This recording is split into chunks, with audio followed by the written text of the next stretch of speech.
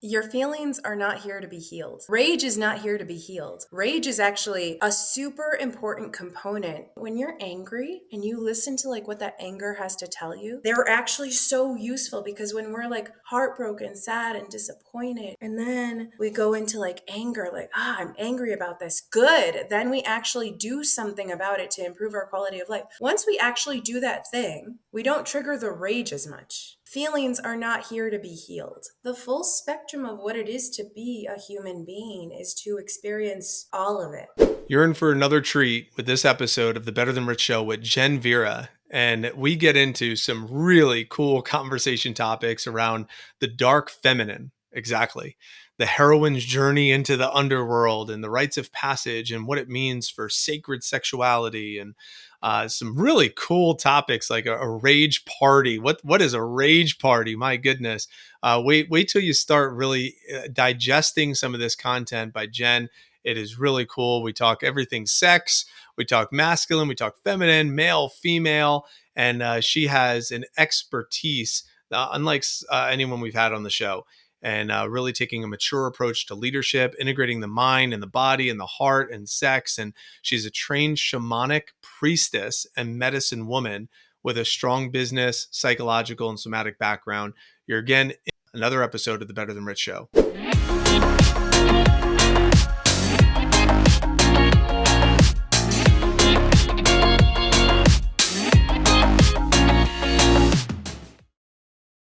Welcome back, everybody, to the Better Than Rich Show. I'm your host today, Andrew Biggs. I'm here with my co-host, Mike Abramowitz. And today, we have a special guest, Jen Vera, who's a dear friend of mine. Jen, how are you today? I'm doing awesome. Super stoked to be here. Thanks. Yeah. We're excited to have And you. I'm stoked for you to be here because I love kind of the energy that you bring. And it's been really cool to watch the journey because we've known each other at this point probably for 6-7 years, right? And we both met each other at different chapters of our lives. I feel like I'm a different person. I feel like you're a different person coming to this call.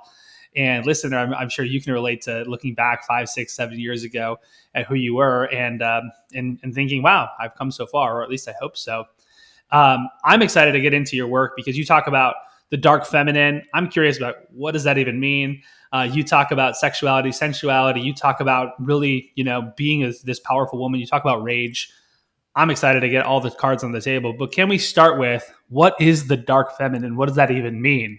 I mean, part of me is like, that sounds scary, like as a guy over here, like I want to hear more about it.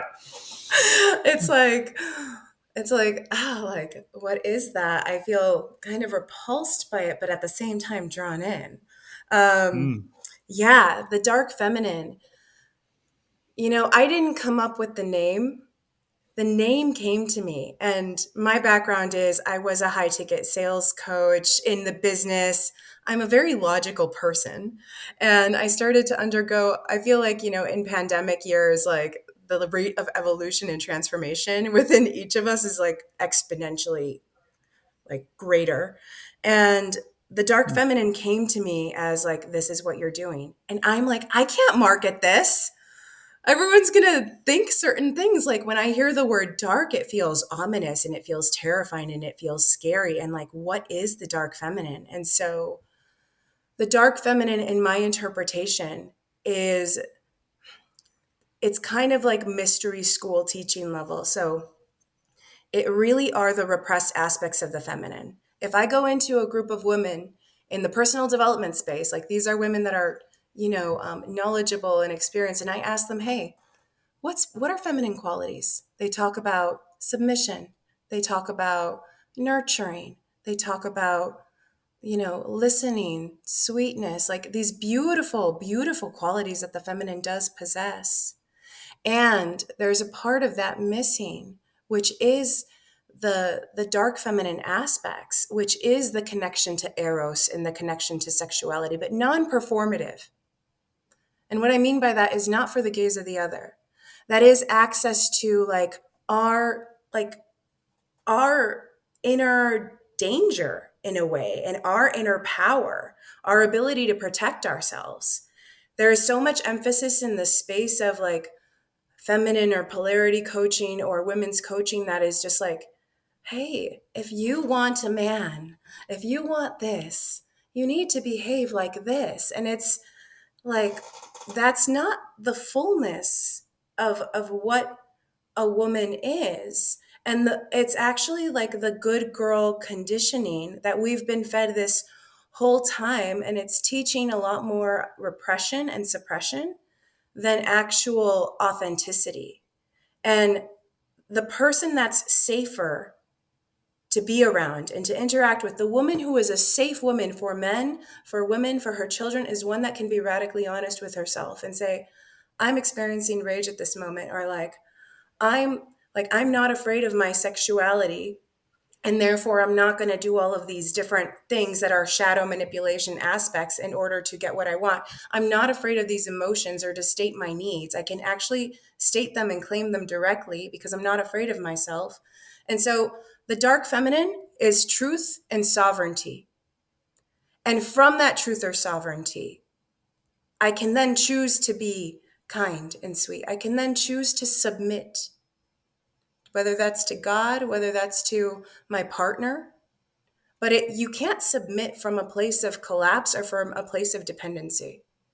There is no submission to anything without sovereignty. And so the dark feminine is kind of like the roots of that tree for the feminine and embodying all of us. So to create safety, so to create more honesty, so to create more emotional intelligence with ourselves, with our children, and with our partners. Thanks so much. I mean, I'm loving the frame we're already setting here. Mike, what's coming Yeah. up for you? I several curiosities. So my first curiosity under the umbrella where you said went into polarity, we had Dr. Kelly Flanagan on the show, and he talked about masculine and feminine from his definition, and he defined it in a way where the masculine is like the arrow going towards something, where the feminine is more of the arrow pointing to the ground, like we're stationary, let's feel into the present moment right now. So we talked a little bit about the energetic, where it doesn't matter if you're male or female. So when I heard dark feminine, I wasn't sure if it was just for women, because you said women many times, and I'm assuming that it's more geared towards women. But I'm also curious: is that the feminine energy that a man can tap into, or is that not? I just am curious on what direction I'm going. That's my Mm-hmm. really first question before I go into my like second, third, and fourth direction of what I wanted to ask. So, like, yeah, who's Great. the audience for that dark feminine? Is it women? Yeah. I'm assuming, but I don't want to assume. I figured I would just ask. I actually have had men come into my spaces and I have a client who is a man right now who wants to tune into his dark feminine.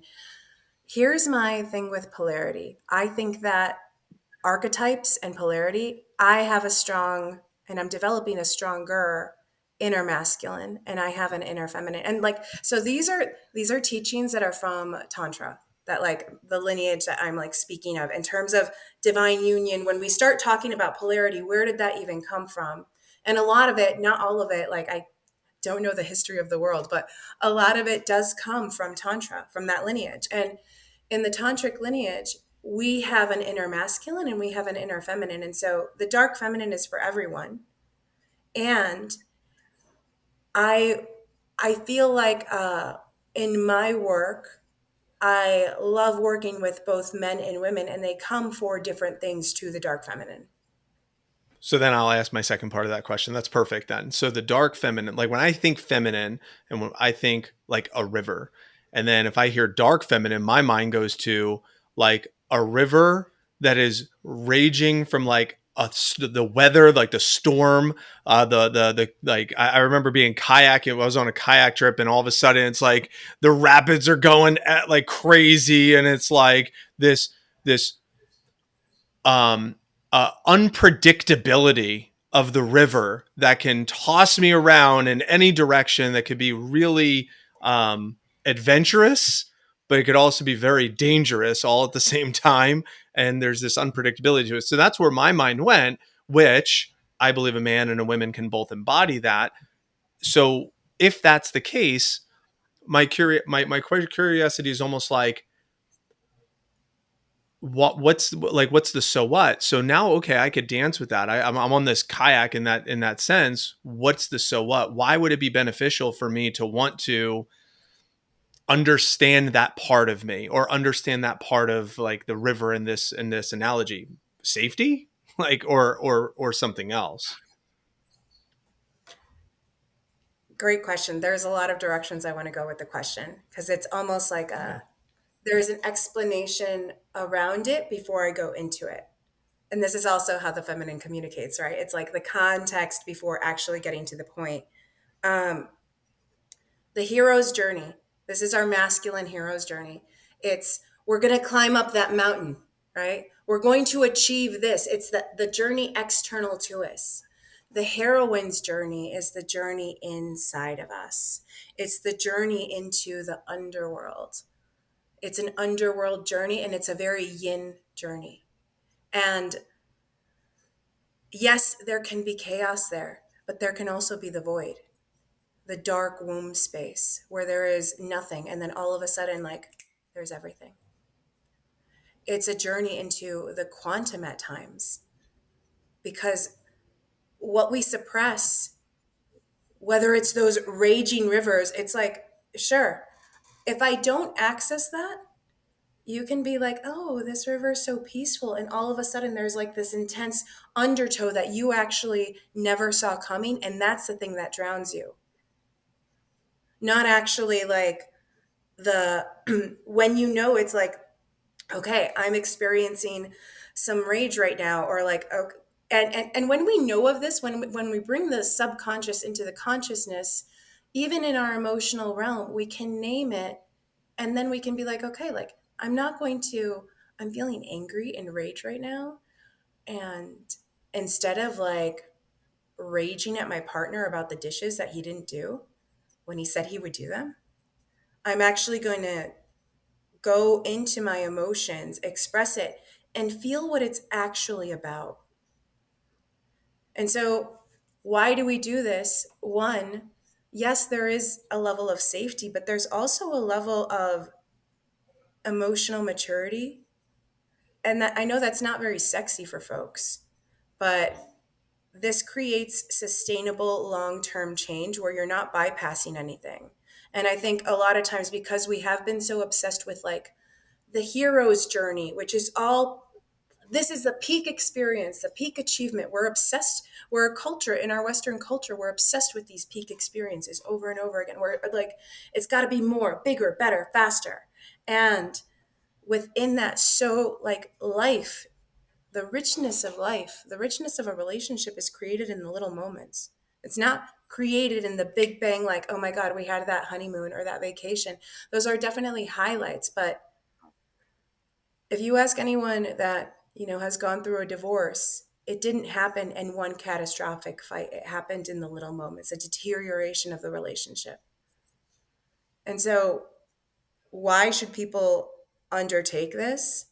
So that they can create sustainable shifts that actually like are like creating body, mind, sex, heart coherence through their entire body and through their system, that when they say this is what I want, it's what they want, and they don't have things going against them. They don't have the subconscious going against them. They don't have fear of themselves going against them, and they can fully own it. Yeah, I mean, this is intense, and it's also really important. And as somebody who's like very, I was actually having this conversation with Mike on Monday. Okay, and we were having a deep conversation. I'm actually like starting to get emotional almost thinking about it. But it was like I realized how disconnected from my rage I've been. Like I'm so like I'm very agreeable, by nature, Jen. So it's like I always want to get along with people. I want to go along to get along. I don't want to pick fights, right? I'm the peacemaker. I was the middle child, so it's like, the older brother and the younger sister would fight, and I'd kind of like calm the situation. I don't like conflict historically. I'm working on it. Okay.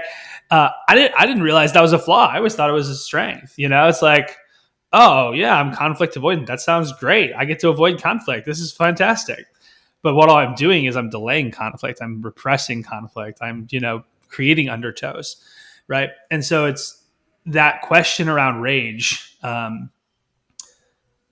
First off, I guess talk to us about this rage party you're throwing. You mentioned earlier, at least offline, you mentioned you're throwing a rage party. I want to hear about that. I also want to hear about like, how can I, integrate my rage? I don't know if you can hear my son raging in the background. He's screaming. But it's like, how do we use rage, and how do we, it's like handling a firearm. It's like, how do we responsibly handle this? I loved your answer earlier around like, hey, going inside instead of taking it out, and that the dark feminine actually takes responsibility and speaks to what she's feeling, and what the person is feeling in that moment, rather than repressing it. So I don't know if there's a question in there. I think so, but let's see what comes up for you. I'm curious to hear your thoughts. Yeah. Rage is so important. And so you're from the Midwest, right? Yeah, we're Yes. okay, so I'm Mexican Cuban Like first, but Chicago, like very sure. Chicagoland, but like the Chicago. suburb of Chicago, so it's Me not like the too. hardened by the city type. Yeah. Okay. It's like Yeah. Midwestern nice though, right? Like we have that like Right. Of so course. their rage is such a useful emotion, and in our culture we're taught to suppress it. And man, like how deep do you want me to go with this? When we suppress rage, As it's deep as you always want. when we oppress ourselves when we suppress rage. And here's why. Rage is there's a reason, like our emotions are always honest. They may not be in right, like they may not be what's the word, commiserate responses or reactions to what's going on, but they're always honest. They're always, and so when we choose not to express it or to feel it, it's in our energy no matter what. So you not expressing your rage, it's like the resentment is building and it's building and it's building. And so it's there whether you choose to go into it or not. When we express rage in a and express it in a controlled way. And what I mean by that is like we are expressing it somatically through our bodies. We are doing it in a way that is, this is the sacred rage, right? Like we're doing it in a way that is not towards anyone else or anything else. Like where it's like you're not raging at your kid, you're not raging at your partner. That's not sacred Hmm. rage. That's abuse most of the time. And so unless they've like are a facilitator and they've consented to play a role and you're like working out some healing stuff, like that's not okay. And that's so we suppress it because it can be dangerous. We suppress it for a lot of different reasons, for our own trauma. We want to be liked. Our commitment to being liked is more than our commitment to like being authentic or being honest. And that's when we don't express rage, it's a self-abandonment, and we allow ourselves to self-abandon each time until it builds up, and then we explode, or then like something happens where there's such a deterioration, but like it's our own integrity that that's deteriorating. So with rage, what does it tell us? It tells us where we're self-abandoning. It tells us where our boundaries are. And when we actually express this super primal emotion, it's like, you know we'll talk polarities again. It's like on this side of the spectrum in terms of like kind of like a primal emotion, like you could see a caveman doing it. And then there's this like expression that we would deem higher, that's like, on the opposite end of that, which is like this ecstatic bliss or passion. And so this is also really related to our sexuality. Our ability to express rage is like also our ability to experience pleasure, and our ability to like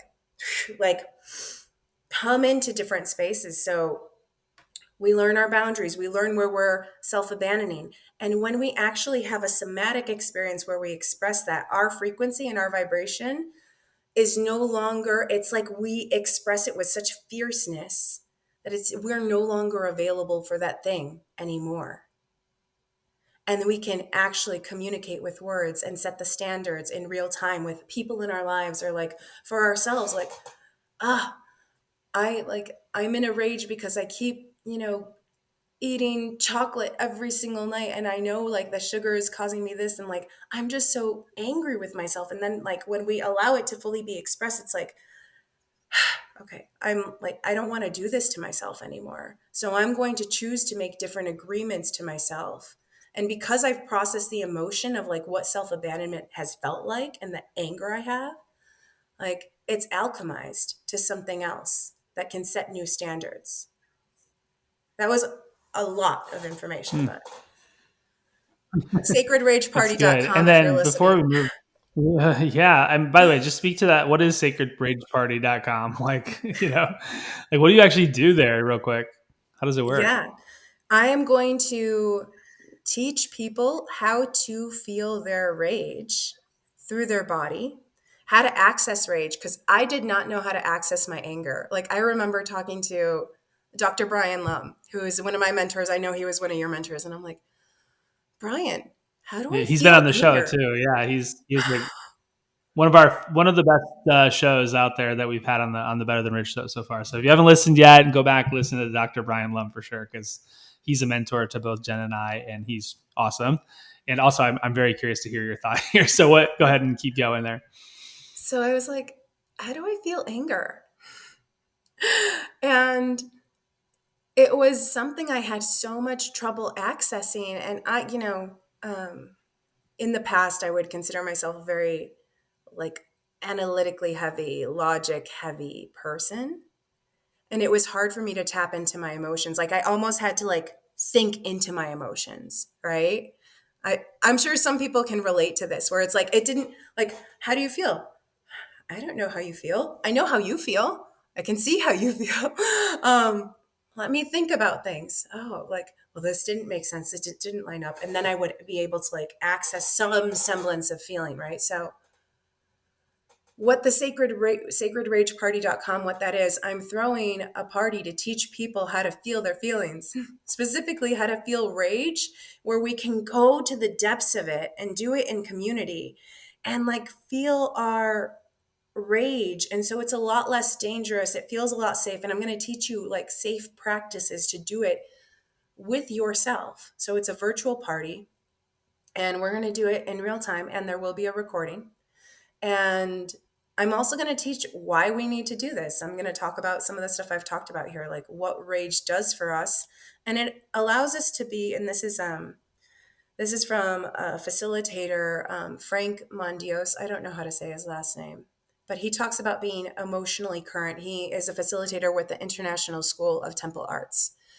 And I love this term, emotionally current, because when we're emotionally current, we can hold an equanimity and a neutrality in situations. So it's like when I'm responding to you about something, I'm responding to the issue at hand instead of me responding to you from a place of, the guy that cut me off this morning, that thing that you did 2 years ago that I still haven't forgiven you for, and I haven't talked to you about it. Like, and that's so important for the health of our relationships and like the health of our relationships with our children and like our own health. I really am loving this because what immediately came to mind for me is the rage room, and I actually took my staff. I had an all female staff for one of my businesses, and I said we're going to go do a fun experiment, and I call it an experience, but it really was an experiment. And I took them to a rage room, and we went in one at a time, and we would go in, pick a song, and for that whole song, just go in there by ourselves and just break a bunch of shit. Baseball bat, golf club, crowbar, your choice, and just go in there, break a bunch of shit, and yell, scream, whatever. We're going to go on the other side. No cameras, no footage, nothing. Just go let it out. And we all did it. And then we sat around in a circle, like, how was that experience? They're like, that was amazing. I feel fantastic. That was awesome. I didn't know I had such pent up shit inside of me to kind of release. I said, great. Well, now we're going to go to the opposite end of the spectrum and we're going to go. We went to a park near that site and we sat in a circle and I put on a guided meditation by Wayne Dyer. And we sat there and I said, once we sit here, we do not move. Are we all in agreement? And everyone agrees. And I set the timer. It was 20 minutes. And we sat there in stillness for 20 minutes. And I didn't know that it was in the midst of a tropical storm that was coming through Tampa. And during the 20 minutes, we were just getting plundered with rain. lightning, thunder, everything. And I could at one point I peeked just to see if they were still with me, because I was like, I kind of broke my meditation in that moment, but they're like shivering. These girls are like trying to fight through it and fight, and it was a beautiful experiment. They hated me. So on the opposite end of the meditation, they hated it. They were like, this was awful. I felt like I was going to die. You know, the storm is here. This is an irresponsible situation. I went to my journal. I reflected on this. I was like, did I really put these girls in danger? Like, was this a terrible idea? Whatever. And what was so interesting about what you're saying is the external emotion of the rage was so rewarding for them and fulfilling. And I got this out of me. And then this internal, what was supposed to be like a meditation of like going inner to the feminine, ended up breaking them open even more. And I'm almost like, I guess the interesting part of what I'm trying to gather here, Jen, is is there is there a healthy way through a meditation practice to experience the rage that we're talking about? I think that's what I'm hearing, because the rage on the outside world is releasing it, but we don't want to necessarily just release it because it's only temporary. It's like, I really want to heal it, and that happens through the somatic work that we're talking about. But that's requires the stillness, which is almost opposite. I forgive my ignorance if I'm missing it, but this is what showed up for me as I was hearing you talk. So again, I don't know what the question is, but maybe there's something there that you can pick on. Your feelings are not here to be healed.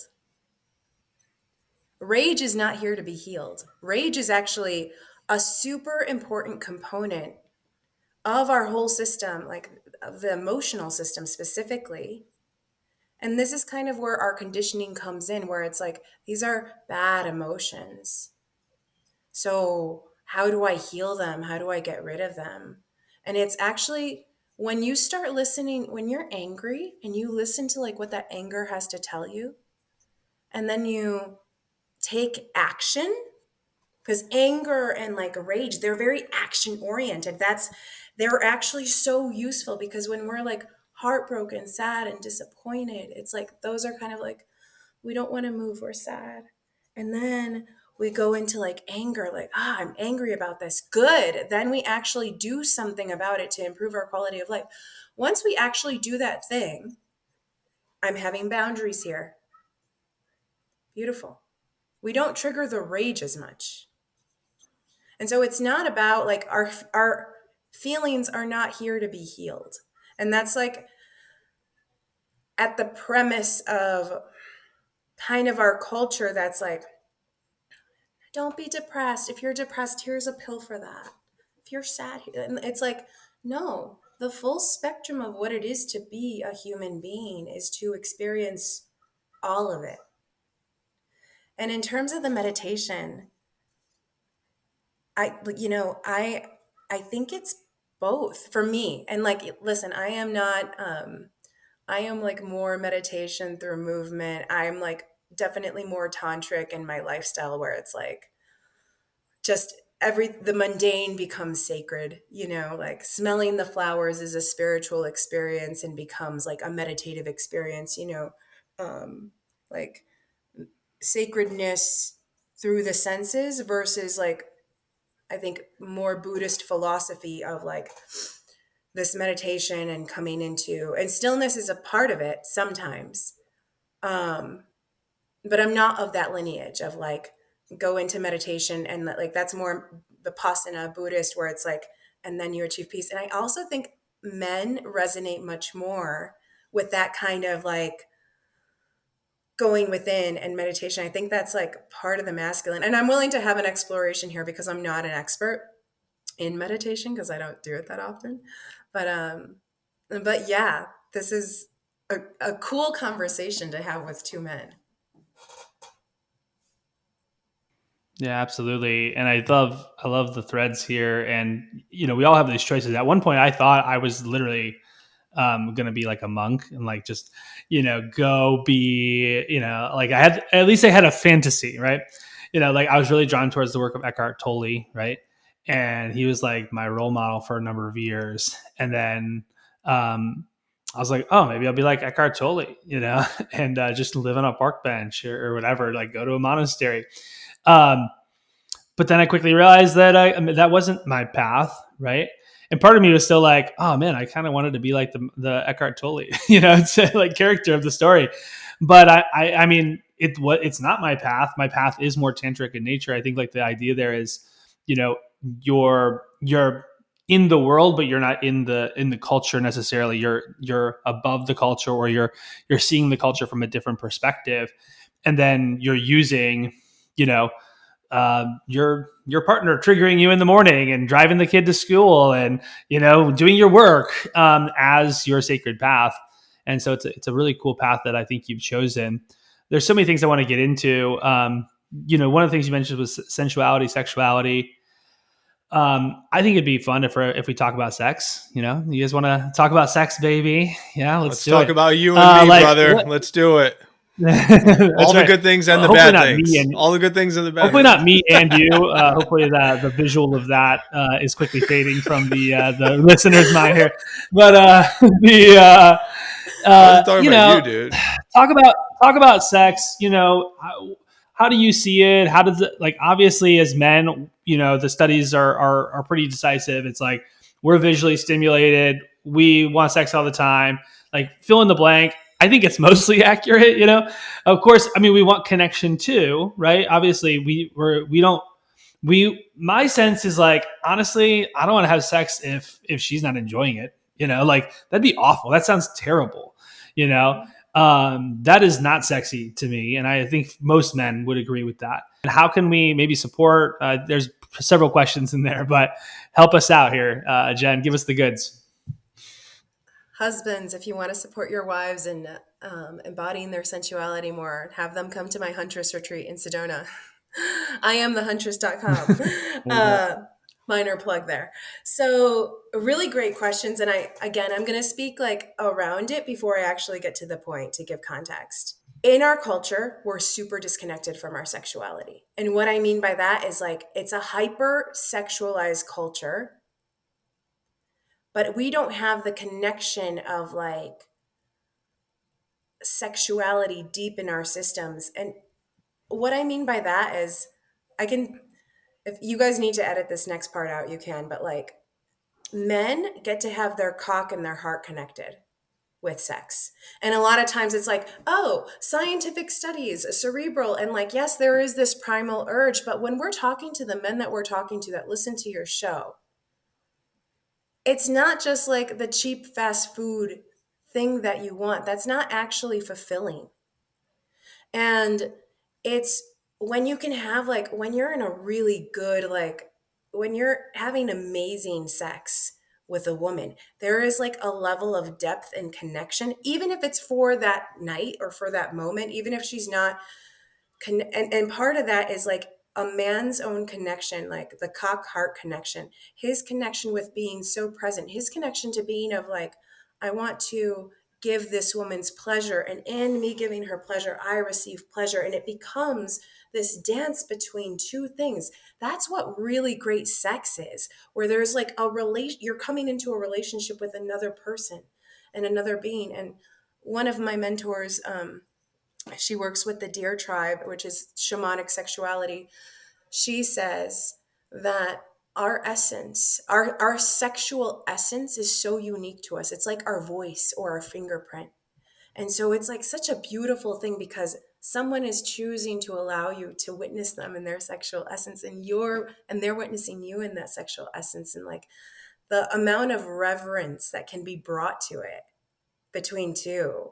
Like, and for women in this hyper-sexualized culture, right? Like, the yoni and the heart get to be connected too.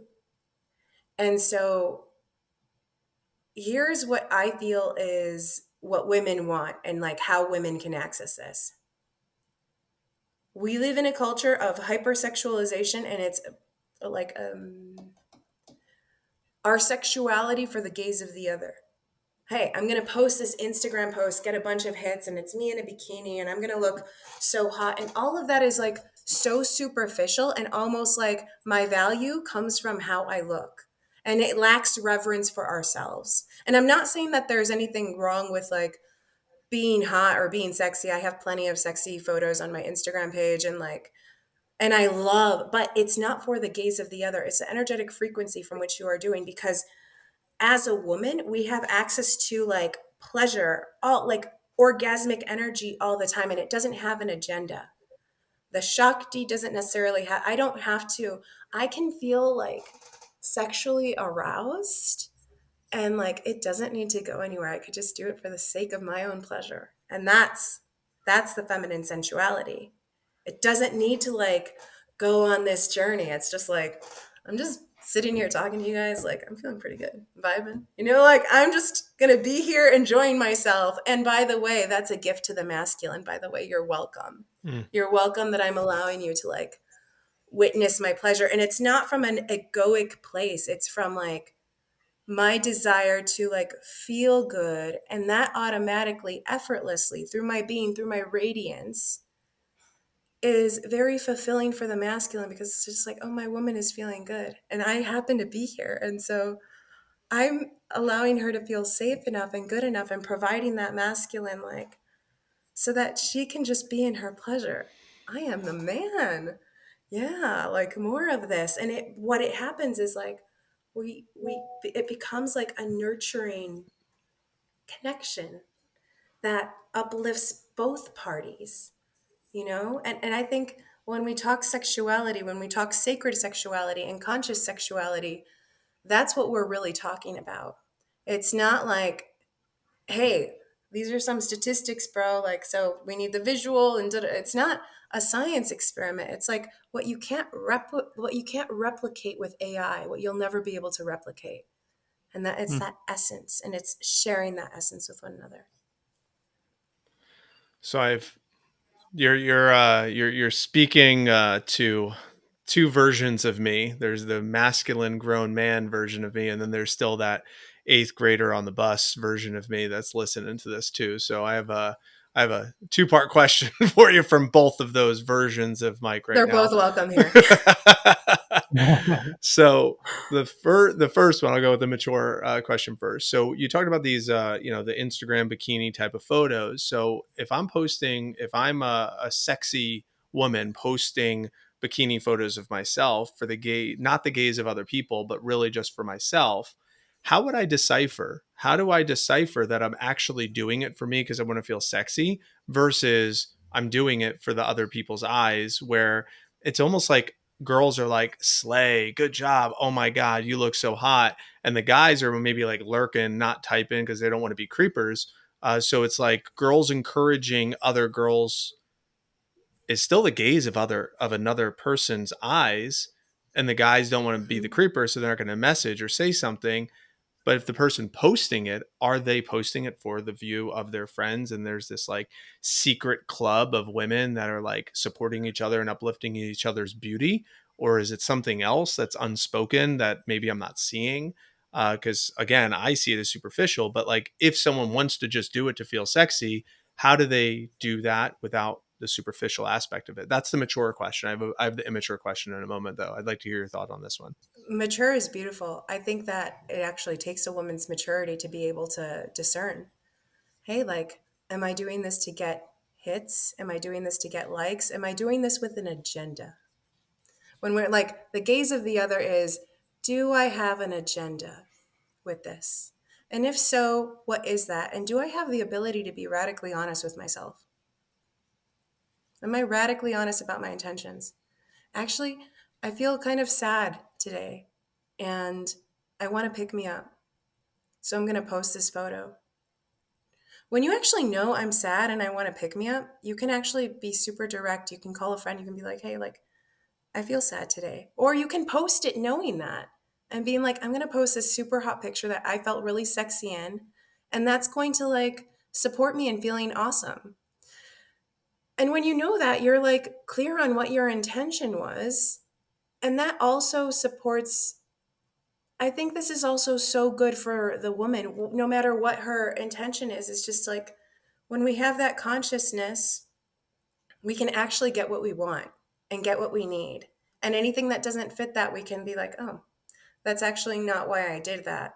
And it's like, how do you be in right relationship with you? How do you be in integrity with you? And I think this is actually what the dark feminine teaches. The the dark feminine is, it is advanced knowledge, like in terms of like the mystery school, the esoteric knowledge, because it has more power. The dark feminine is, it's potent. And we're going into like some like, if I'm in my light feminine, the shadow of the light feminine, oh my God, I murdered myself for you. I overgave. Terrible. I'm in the shadow of my dark feminine. Oh my God, I seduced your husband because I wanted to get something. That has like more impact. And so it's more dangerous to actually work with. And so this, it requires a high level of discernment, and sexuality is a deep part of the dark feminine. And so if a woman has the ability to be actually honest with herself, and that takes a lot, like let's not discount what that takes. It takes a lot to be actually honest with yourself, and can then discern that for herself. She only has to answer to herself. She doesn't have to answer to her friends. She doesn't have to answer to the dudes on Instagram. She doesn't have to answer to anyone else. That's sovereignty. So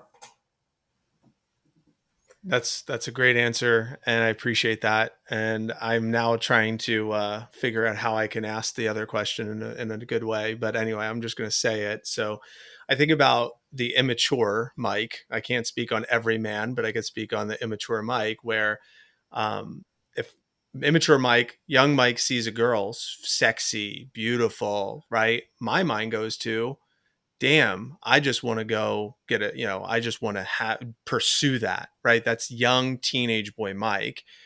And obviously, as I've grown and matured in my relationship and my marriage, like that version of me, I wouldn't say it doesn't exist, but it's not as like strong. Like the urge is not as strong because it's not fed much. So my curiosity might be is like, if the sexuality, the sensuality from a woman for her partner is being brought to the gym or being brought to dinner or being brought to these public places, Instagram, social media, to get this attention, to get attention. Like it's almost like there's the marketplace has like, get a um get husbands, like get their attention. I'm not going to do anything with them. I want to get their attention. Like it's like an attention crave from from this. Maybe that's, I don't want to say the dark feminine, but like maybe it's the shadow of the feminine to get the attention yeah, of us men. Like, and then what? yeah. So for me, my coach, Mr. Biggs, at some point in our relationship was view the feminine as if it was your sister. And it's like, just you could embrace the beauty of your sister without having an attraction to your sister. And that has stayed with me for many years. And what do we do about that? Like, what do we as men do about that? Because not as men, many men have is the self-control that I have. Some people might be listening to this and they have addictions to porn. They might have addictions to cheating on their spouse. They might have, some of these things that they can't just like view all beautiful women as their sister. Like I've kind of modeled for myself, but that sensuality and sexuality is not just an intimate partner. That shit is all around us. And that temptation is Mhm. sometimes really tough. So what do you say to the men and what do you say to the women? These women that it's almost like a tease, and the men that's like, all I do want to do is pursue that. Again, just curious on that. And then we can start heading towards towards our exits and stuff. But I'm so curious. And I think your work is fascinating, Jen. So thank you. Oh my gosh, my pleasure. So happy to be here. Okay, this might be controversial. Follow your attraction. And I'm not saying follow your attraction with another person, but like healthy healthy sexuality is going to get turned on all the time, and God bless it for doing that. Like thank you God for like access to our sexuality, our sex, our pleasure. And sometimes it's like, I will be around a person, I'm like, oh my gosh, I feel turned on around this person. Huh, like, and that sparks a curiosity. And I'm like, okay. And this isn't necessarily like Instagram, like I'll be like at a party or something, or like and it sparks a curiosity, and it's like, let me follow that attraction a little bit. All right, like, hey, like I don't have an agenda, but there is an attraction that I'm witnessing here. Let me get to know that person. And oftentimes we we kind of see things in black and white sometimes, where it's like, if I have a sexual attraction, that means my sexuality gets to be like moved on.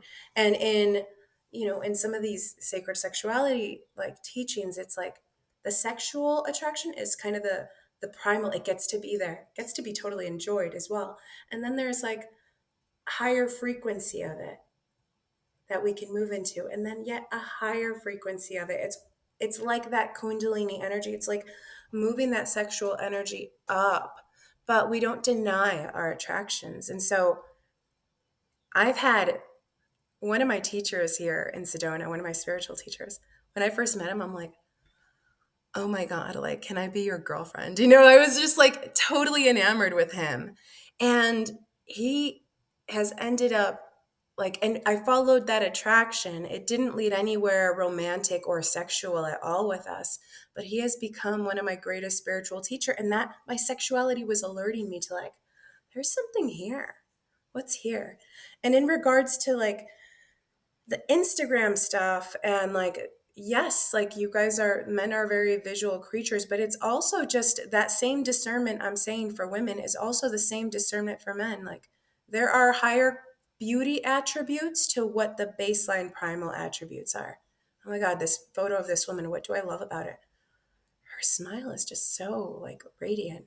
Okay, like it's okay for me to admire beauty.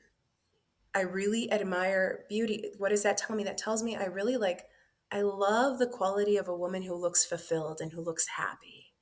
Or like, wow, I love that woman's ass. It's just like juicy. It's like, okay, like what are the higher quality attributes of that? Or even just like sitting in the primality of that, like, yeah, like that's really hot, and allowing yourself to experience pleasure, not from a taking point of view, not like I'm going to take from this woman, but like appreciate that you are alive.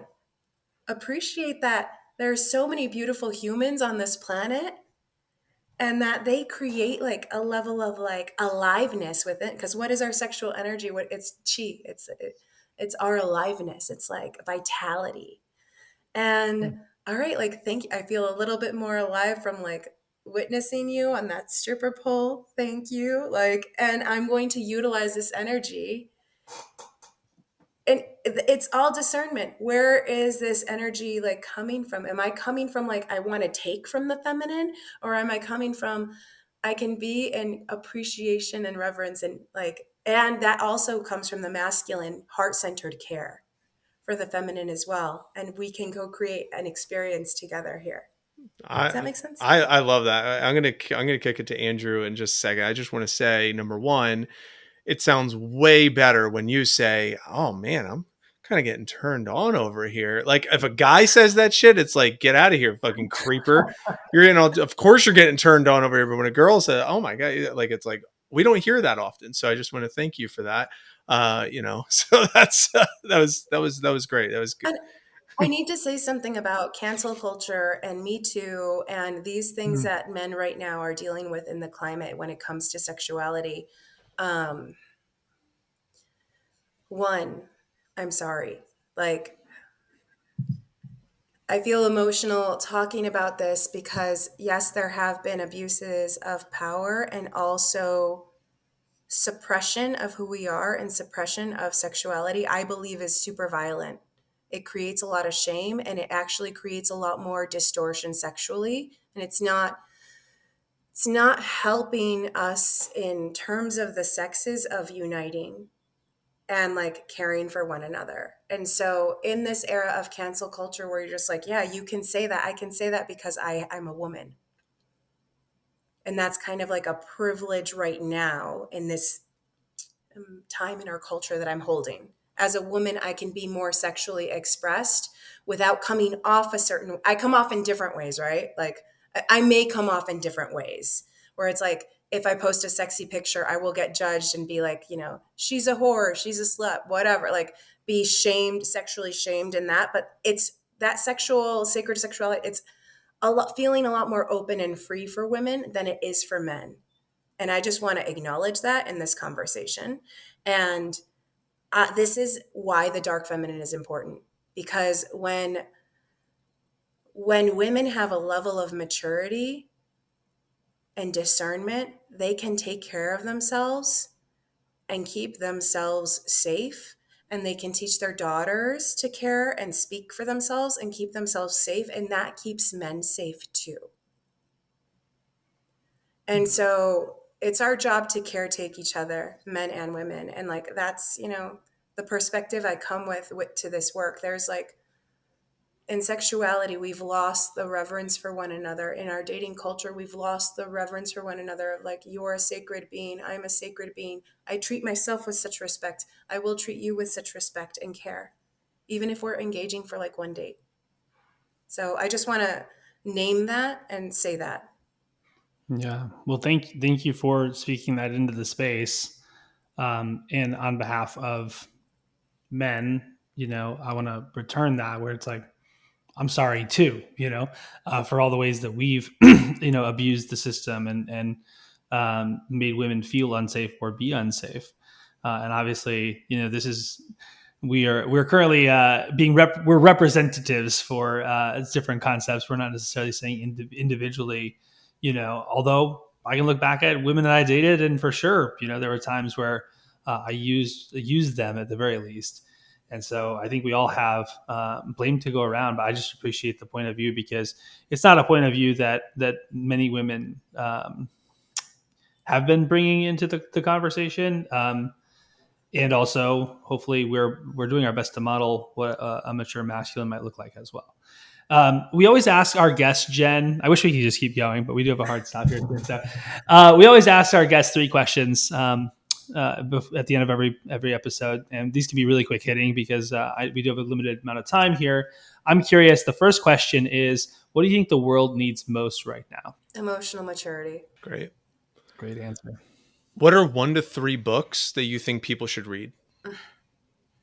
Okay, on the topic of sexuality, the Magdalene manuscripts, and it's kind of edgy, but it talks about the old ancient temples of Isis and the sacred sexuality practices that Mary Magdalene used with Yeshua, with Jesus, to support him in embodying like the potency and the power to do what he needed to do to like bring in Christ consciousness into the earth. Awesome. That sounds super edgy and also super interesting. Final question. What does it mean to you to be better than rich? Better than rich to me is living a life of devotion, responsibility through joy, and pleasure, like so much pleasure. More pleasure. Yes, that's better than rich to me. Awesome. Well, hey, this has been so much fun. If people want to stay in touch, you mentioned a couple websites, obviously already, but how can people follow you and your work more? And if they're interested in learning more about what you're up to, and just make sure that they're staying in touch with you. The best way is follow me on Instagram, jen.vera, Vera, like aloe vera. And I am having a retreat in Sedona. It's women only. It's a small retreat. It's highly curated, and we're going to dive into the archetype of the huntress. So it's going to be really sexy. And it's not just going to be about sacred sexuality, but it's going to be about like embodying our own inner predator and feeling so safe somatically within our body that we can be more self-expressed in all areas of our life. And so highly suggest checking that out if people are intrigued. IamTheHuntress.com. And I have a sacred rage party going on. You'll catch it on the replay after this airs, and it's going to be available for replay. So it's sacredrageparty.com if you want to learn how to dig into your own rage and do it safely and express it. Well, fantastic, Jen. This has been so awesome. It was great catching up with you. We've known each other and watched each other grow in so many ways, and just I love this version of you, and it just feels like this is your calling. Like you're where you're supposed to be after being in that left brain so far. You're still using your left brain really well, but it's integrated. It's just beautiful to see. So this has been so much fun. Listener, if you've enjoyed this episode, it's your turn to share it with a friend and spread the good word about the Better Than Rich show. Please share this with a friend, leave a rating and review. It really helps people find us. And leave a comment here. If you have any questions, you can also ask us in the comments. And until next week, remember to leave today better than you found it. We'll see you then. Thanks.